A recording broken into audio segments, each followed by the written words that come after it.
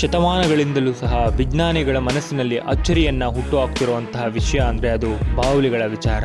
ಬಾವುಲಿಗಳ ಬಗೆಗಿನ ಅಧ್ಯಯನ ನಿನ್ನೆ ಮೊನ್ನೆಯಿಂದ ಅಲ್ಲ, ಶತಮಾನಗಳಿಂದಲೂ ಕೂಡ ನಡೀತಾನೆ ಇದೆ. ಇವತ್ತಿನ ನಮ್ಮ ಈ ವಿಡಿಯೋದಲ್ಲಿ 1793ರಲ್ಲಿ ಮೊದಲ ಬಾರಿಗೆ ಬಾವುಲಿಗಳ ಮೇಲೆ ನಡೆದ ಸಂಶೋಧನೆ ಮತ್ತು ಇದರಿಂದ ಸಾಬೀತಾದ ಬಾವುಲಿಗಳಿಗಿರುವಂತಹ ಅತೀಂದ್ರಿಯ ಶಕ್ತಿ ಮತ್ತು ಸಂಶೋಧನೆಯ ಸಮಯದಲ್ಲಿ ಆದಂತಹ ಕೆಲವು ಘಟನೆಗಳ ಬಗ್ಗೆ ಮಾಹಿತಿಯನ್ನ ತಿಳ್ಕೊಳ್ತಾ ಇದ್ದೀವಿ. ಬಾವುಲಿಗಳ ವಿಸ್ಮಯ ಮತ್ತು ಅವುಗಳ ಅತೀಂದ್ರಿಯ ಶಕ್ತಿ ನಿಮಗೂ ಕೂಡ ಆಶ್ಚರ್ಯ ಉಂಟು ಮಾಡುತ್ತೆ. ಹಾಗಾಗಿ ವಿಡಿಯೋವನ್ನ ಕೊನೆಯವರೆಗೂ ನೋಡಿ. ಲಾಸೆರೋ ಸ್ಪಲಾನಿ ಈತನೇ ಬಾವುಲಿಗಳ ಬಗ್ಗೆ ಮೊದಲು ಅಧ್ಯಯನ ಮಾಡಿದಂತಹ ವ್ಯಕ್ತಿ. ಈತ ಇಟಲಿಯ ಪವಿಯಾ ಅನ್ನೋ ಊರಿನಲ್ಲಿದ್ದಂತಹ ಒಬ್ಬ ಪಾದ್ರಿ. ಈತ ಕೇವಲ ಧರ್ಮಗುರು ಮಾತ್ರ ಆಗಿರಲಿಲ್ಲ, ಬದಲಾಗಿ ಒಬ್ಬ ಜೀವಶಾಸ್ತ್ರಜ್ಞ ಕೂಡ ಆಗಿರ್ತಾನೆ. ಈತ ಪ್ರತಿನಿತ್ಯ ಪವಿಯಾ ಅನ್ನೋ ಊರಿನಲ್ಲಿದ್ದಂತಹ ಚರ್ಚ್ ನ ಗೋಪುರದ ಗಂಟೆಗೆ ಬೆಳಗಿನ ಜಾವ ಬಾವುಲಿಗಳು ತಮ್ಮ ರಾತ್ರಿಯ ಆಹಾರವನ್ನ ಮುಗಿಸಿ ಆ ಚರ್ಚ್ ನ ಗೋಪುರದ ಗಂಟೆಯ ಸಂಧಿಗಳಿಗೆ ಬಂದು ಸೇರ್ಕೊಳ್ತಾ ಇದ್ದದನ್ನ ಗಮನಿಸ್ತಾನೆ. ಮರುದಿನ ಈತ ಆ ಬಾವುಲಿಗಳು ಹಿಂದಿರುಗಿ ಬರುವ ಸಮಯಕ್ಕೆ ಗೋಪುರವನ್ನ ಹತ್ತಿ ಅದರಲ್ಲಿ ಕೆಲವು ಬಾವುಲಿಗಳನ್ನ ತನ್ನ ಚೀಲಕ್ಕೆ ತುಂಬಿಕೊಂಡು ಬಾವುಲಿಗಳ ಸಮೇತವಾಗಿ ಕೆಳಗಡೆ ಇಳಿತಾನೆ. ನಂತರ ಕೋಣೆಗೆ ತಂತಿ ಮತ್ತು ದಾರಗಳನ್ನ ಗೋಜಲಾಗಿ ಕಟ್ಟಿ ಪ್ರಯೋಗಕ್ಕೆ ಸಿದ್ಧ ಮಾಡಿಕೊಳ್ತಾನೆ. ನಂತರ ತಾನು ಹಿಡಿದು ತಂದಿದ್ದಂತಹ ಚೀಲದಿಂದ ತೆಗೆದು ಹೊರಗಡೆ ಬಿಡ್ತಾನೆ. ಹೊರಗಡೆ ಬಿಡೋಕು ಮುಂಚೆ ಆ ಬಾವುಲಿಗಳ ಕಣ್ಣಿಗೆ ಮೇಣವನ್ನ ಮೆತ್ತಿ ಅವು ತಮ್ಮ ಕಣ್ಣುಗಳನ್ನ ತೆರೆಯಲಾಗದಂತೆ ಮಾಡಿ ಬಾವುಲಿಗಳನ್ನ ಹಾರಲು ಬಿಡ್ತಾನೆ. ಆದ್ರೆ ಆಶ್ಚರ್ಯ ಎಂಬಂತೆ ಯಾವ ಒಂದು ಬಾವುಲಿ ಕೂಡ ಆತ ಕಟ್ಟಿದ್ದಂತಹ ದಾರಕ್ಕಾಗ್ಲಿ ತಂತಿಗಾಗ್ಲಿ ಸ್ಪರ್ಶಿಸದೆ ಸ್ಪಷ್ಟವಾಗಿ ಕಣ್ಣು ಕಾಣುವ ರೀತಿಯೇ ಹಾರಾಡಲು ಪ್ರಾರಂಭಿಸ್ತವೆ. ಇದರಿಂದ ಸ್ಪಲಾನಿಗೆ ಆಶ್ಚರ್ಯ ಉಂಟಾಗುತ್ತೆ. ಸ್ವಲ್ಪ ಹೊತ್ತಿನ ತನಕ ಚಿಂತಿಸಿದಂತಹ ಸ್ಪಲಾನಿ ಆ ಎಲ್ಲಾ ಬಾವುಲಿಗಳನ್ನ ಕಣ್ಣಿಗೆ ಮೇಣ ಮೆತ್ತಿದ ಸ್ಥಿತಿಯಲ್ಲೇ ಹೊರಗಡೆಗೆ ಹಾರಲು ಬಿಡ್ತಾನೆ. ಮರುದಿನ ಬೆಳಗ್ಗೆ ಅದೇ ಸಮಯಕ್ಕೆ ಗೋಪುರವನ್ನ ಹತ್ತಿ ಕೆಲವು ಬಾವುಲಿಗಳನ್ನ ತನ್ನ ಚೀಲಕ್ಕೆ ತುಂಬಿ ಕೆಳಗಡೆ ಇಳಿತಾನೆ. ಈತ ಹಿಡಿದಿದ್ದಂತಹ ಬಾವುಲಿಗಳಲ್ಲಿ ಕೆಲವು ಈತ ನಿನ್ನೆ ಕಣ್ಣಿಗೆ ಮೇಣ ಕಟ್ಟಿ ಬಿಟ್ಟಿದ್ದಂತಹ ಬಾವುಲಿಗಳಾಗಿರ್ತವೆ. ಆಶ್ಚರ್ಯದಿಂದ ಈ ಸ್ಪಲಾನಿ ಆ ಬಾವುಲಿಗಳಲ್ಲಿ ಒಂದೆರಡು ಬಾವುಲಿಗಳ ಹೊಟ್ಟೆಯನ್ನ ಸೀಳಿ ಪರೀಕ್ಷೆ ಮಾಡ್ತಾನೆ. ವಿಪರ್ಯಾಸ ಏನಂದ್ರೆ ಆ ಬಾವುಲಿಯ ಹೊಟ್ಟೆ ತುಂಬಾ ಕೀಟಗಳು ತುಂಬಿರೋದನ್ನ ಸ್ಪಲಾನಿ ಗಮನಿಸ್ತಾನೆ. ಇದರಿಂದ ಸ್ಪಲಾನಿಗೆ ಒಂದು ಪ್ರಶ್ನೆ ಉಂಟಾಗುತ್ತೆ, ಬಾವುಲಿಗಳಿಗೆ ಹಾರಲು ಮತ್ತು ಬೇಟೆಯಾಡಲು ಕಣ್ಣಿನ ಅವಶ್ಯಕತೆ ಇಲ್ವಾ ಅಂತ. ಮನುಷ್ಯರಿಗೆ ಅಗೋಚರವಾಗಿರುವಂತಹ ಇಂದ್ರಿಯ ಇದೆ ಮತ್ತು ಅದರ ಸಹಾಯದಿಂದಲೇ ಈ ಬಾವುಲಿಗಳು ಚಲಿಸಬಲ್ಲವು ಮತ್ತು ತಮ್ಮ ಬೇಟೆಗಳನ್ನ ಕೂಡ ಮಾಡಬಲ್ಲವು ಅಂತ ತೀರ್ಮಾನಕ್ಕೆ ಬರ್ತಾನೆ. ಅಷ್ಟೇ ಅಲ್ಲ, ಈತ ಆ ಬಾವುಲಿಗಳಿಗೆ ಹಗಲು ಒಂದೇ ರಾತ್ರಿಯೂ ಒಂದೇ ಅಂತ ತನ್ನ ತೀರ್ಮಾನವನ್ನ ಘೋಷಣೆ ಮಾಡ್ತಾನೆ. ಇನ್ನು ಈ ಪಾದ್ರಿಯ ಬೋಧನೆ ಕೇಳಲು ಬಂದಂತಹ ಜನರಿಗೆ ಈತ ಬೋಧನೆ ಮಾಡುವ ಬದಲು ನಿಶಾಚರ ಜೀವಿಗಳ ಬಗ್ಗೆ ಆಸಕ್ತಿ ಹೊಂದಿದ್ದನ್ನ ಕಂಡು ಈತ ತಮ್ಮ ಕಾಣಿಕೆಯನ್ನೆಲ್ಲ ಈ ನಿಶಾಚರ ಜೀವಿಗಳ ಸಂಶೋಧನೆಗೆ ಬಳಸುತ್ತಿದ್ದಾನೆ ಅಂತ ಗೊಣಗಲು ಪ್ರಾರಂಭ ಮಾಡ್ತಾರೆ.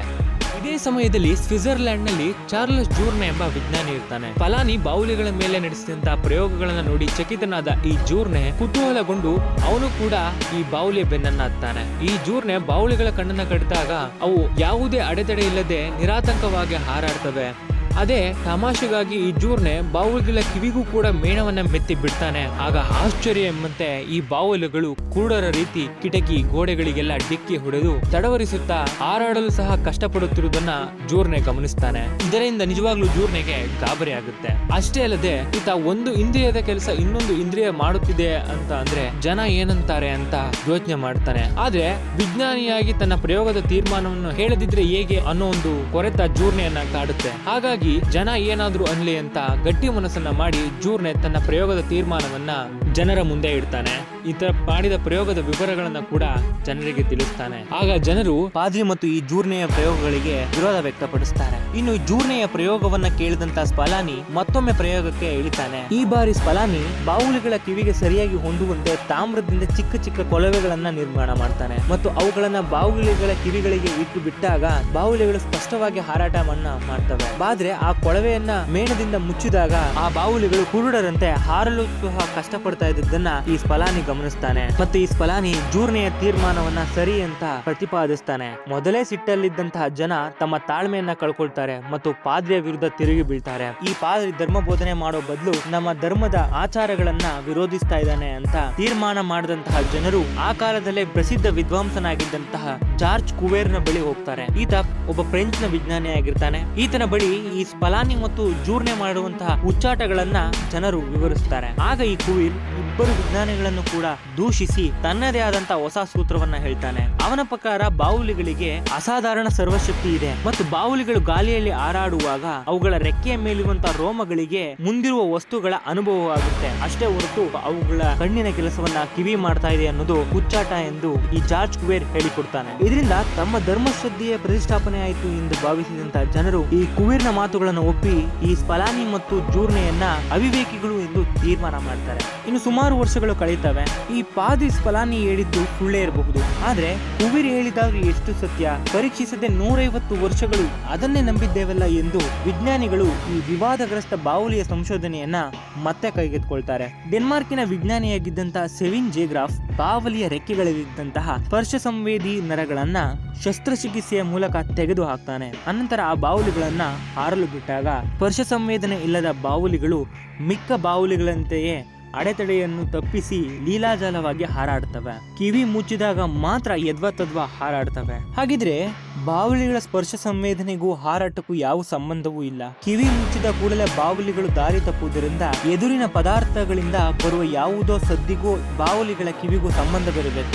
ಆದರೆ ಯಾವ ಪದಾರ್ಥಗಳಿಂದಲೂ ಯಾವುದೇ ಸದ್ದು ನಮಗೆ ಕೇಳ್ತಾ ಇಲ್ಲ. ಹಾಗಿದ್ದರೆ ಬಾವುಲಿಗಳೇ ಸದ್ದು ಮಾಡಿ ಅದನ್ನು ಎದುರಿನ ಪದಾರ್ಥಗಳಿಂದ ಪ್ರತಿಫಲಿಸುವಂತೆ ಮಾಡುತ್ತಿರಬಹುದೇ ಎಂಬ ವಿಚಾರವನ್ನ ಈ ಜೇಗ್ರಾಫ್ ಬಹುಕಾಲ ಚಿಂತಿಸ್ತಾನೆ. ನಂತರ ಈ ಜೇಗ್ರಾಫ್ ಸಣ್ಣ ಸಣ್ಣ ಟೋಪಿಗಳನ್ನ ಮಾಡಿ ಬಾವುಲಿಗಳ ಬಾಯಿಗೆ ಅದು ಕೂರುವಂತೆ, ಬಾವುಲಿಗಳು ಬಾಯಿಯಿಂದ ಶಬ್ದ ಮಾಡದಂತೆ ಟೋಪಿಯನ್ನ ಬಾವುಲಿಗಳ ಬಾಯಿಗೆ ಹಾಕಿ ಹಾರಲು ಬಿಡ್ತಾನೆ. ಆಶ್ಚರ್ಯ ಎಂಬಂತೆ ಆ ಬಾವುಲಿಗಳು ಕಂಡಲ್ಲಿ ಡಿಕ್ಕಿ ಹೊಡೆದವು. ಜೇಗ್ರಾಫ್ ತನ್ನ ಪ್ರಯೋಗಗಳ ಫಲಿತಾಂಶವನ್ನ 1940ನೇ ಇಸ್ವಿಯಲ್ಲಿ ಪ್ರಕಟಗೊಳಿಸ್ತಾನೆ. ಫಲಾನಿ ಮೊದಲ ಬಾರಿಗೆ ಬಾವುಲಿಗಳ ಬಗ್ಗೆ ಕುತೂಹಲ ವ್ಯಕ್ತಪಡಿಸಿದ 250 ವರ್ಷಗಳ ನಂತರ ಈ ಜೇಗ್ರಾಫ್ ಬಾವುಲಿಗಳ ಅತೀಂದ್ರಿಯ ವಿಸ್ಮಯ ತಿಳಿಯುವ ಹತ್ತಿರಕ್ಕೆ ಬಂದಿರ್ತಾನೆ. ಹಾಗಿದ್ರೆ ಬಾವುಲಿಗಳ ಎಲ್ಲಾ ವಿಸ್ಮಯ ವಿಚಾರಗಳ ಬಗ್ಗೆನೂ ಈ ಜೇಗ್ರಾಫ್ ಅಧ್ಯಯನ ಮಾಡಿದ್ನ?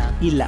ಎಲ್ಲ ಒಂದು ಹಂತಕ್ಕೆ ಮುಗಿದಿದ್ದರೂ ಕೂಡ ಎಲ್ಲಾ ವಿಚಾರಗಳು ಕೂಡ ಬಗೆಹರಿದಿರಲಿಲ್ಲ. ಬಾವುಲಿಗಳು ಬಾಯನ್ನ ಕಳೆದು ಮುಚ್ಚುವುದೇನೋ ನಿಜ, ಆದ್ರೆ ಯಾರಿಗೂ ಕೇಳದ ಆ ಶಬ್ದವಾದ್ರೂ ಎಂಥದ್ದು, ಅದನ್ನು ಕೇಳಲು ಬಾವುಲಿಗಳಿಗಿರುವ ಕಿವಿಯಾದ್ರೂ ಎಂಥದ್ದು, ಈ ಎಲ್ಲಾ ಪ್ರಶ್ನೆಗಳು ಇನ್ನು ಪ್ರಶ್ನೆಗಳಾಗೇ ಇದ್ದವು. ಹಾಗಿದ್ರೆ ಏನದು ಬಾವುಲಿಗಳು ಮಾಡುವ ಶಬ್ದದಲ್ಲಿರುವಂತಹ ವಿಸ್ಮಯ? ಇದನ್ನ ಮುಂದಿನ ವಿಡಿಯೋದಲ್ಲಿ ತಿಳ್ಕೊಳ್ಳೋಣ. ಅದಕ್ಕೂ ಮುಂಚೆ ಬಾವುಲಿಗಳು ಪಕ್ಷಿನ ಅಥವಾ ಪ್ರಾಣಿನ ಅಂತ ಕಮೆಂಟ್ ಮಾಡಿ ತಿಳಿಸಿ. ಹಾಗೆ ನಮ್ಮ ಚಾನೆಲ್ನ ಸಬ್ಸ್ಕ್ರೈಬ್ ಮಾಡ್ಕೊಳ್ಳಿ ಮತ್ತು ನಮ್ಮ ಎಲ್ಲಾ ಹೊಸ ವಿಡಿಯೋಗಳ ನೋಟಿಫಿಕೇಶನ್ಗಾಗಿ ಬೆಲ್ ಐಕಾನ್ ಕ್ಲಿಕ್ ಮಾಡಿ.